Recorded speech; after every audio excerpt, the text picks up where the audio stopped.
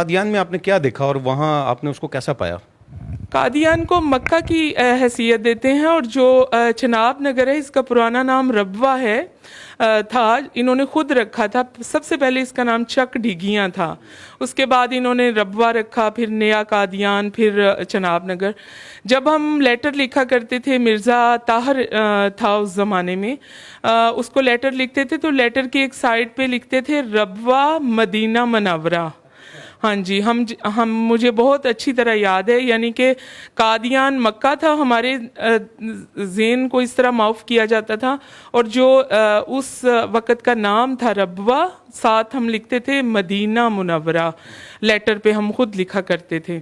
تو ادھر جانے کے بعد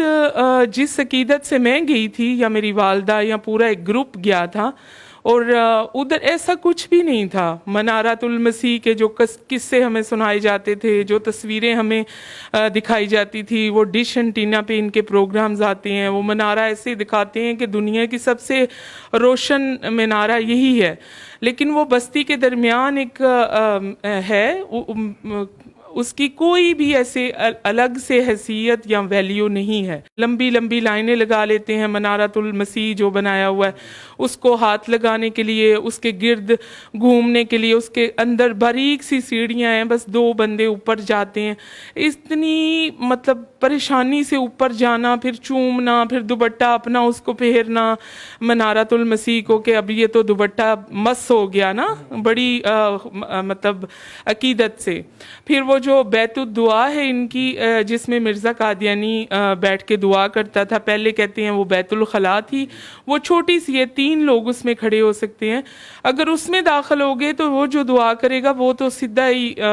بلا حساب ہی وہ جائے گا جنت میں۔ تو اس کے لیے لائنیں اتنی لمبی لمبی لگتی تھی، تو جو بزرگ لوگ تھے میں ان کو دیکھتی تھی کہ اتنی مشکل سے لائنوں میں لگے ہیں۔ ایک تو یہ دھکے کھا کھا کے قادیان پہنچے ہیں، ٹرینوں پہ چڑھے ہیں، پھر بسوں پہ چڑھے ہیں، پھر اترے ہیں، اب یہ لائنوں میں۔ اور میں سردیوں کے دن تھے، اتنی زیادہ ٹھنڈ، دسمبر میں ہوتا ہے یہ میلہ ان کا نا، یہ جو کہتے ہیں جلسہ، ہاں جی، تو وہ بالکل ایسے ہی ہے، لکی رانی سرکس کی طرح، کبھی ادھر کو چلے جاؤ، کبھی ادھر کو۔ تو پھر مرزا قادیانی کی قبر پہ روزانہ جانا، پھر مرزا قادیانی جہاں پہ چہل قدمی کرتا تھا اپنی بیویوں کے اور وہ جو عورتوں کے جھرمٹ میں، اسٹیشن تک جانے کی اسے عادت تھی، ٹرین دیکھنے کی، اور تو وہ جس جگہ پہ وہ ٹرین تک ہم نے جانا، راستے میں اگر کسی کو کوئی پتھر مل گیا ہے، کوئی چھڑی مل گئی، چوم لینی پکڑ کے، ساتھ بیگ میں رکھ لینی۔ تو وہ جو عقیدت کی اندھی تلوار میں نے ادھر دیکھی کہ یہ تو سب سے بڑھ کے جو اگر مطلب اس کو ماننے کے بعد بھی شرک کا وہ معیار تھا کہ ایسے لگ رہا تھا کہ ہم مرزا قادیانی کی پوجا کرنے آئے ہیں۔ مجھے تو وہاں پہ ایک لمحے کے لیے بھی نہیں محسوس ہوا کہ ہم نماز جو ہے وہ خدا کی ذات کے لیے پڑھ رہے ہیں۔ مجھے تو بالکل ایسا معلوم ہو رہا تھا جیسے جو ادھر کا معیار ہے زندگی کا، وہ بالکل ایسے ہی تھا جیسے مرزا قادیانی کی پوجا ہم کرنے آئے ہیں۔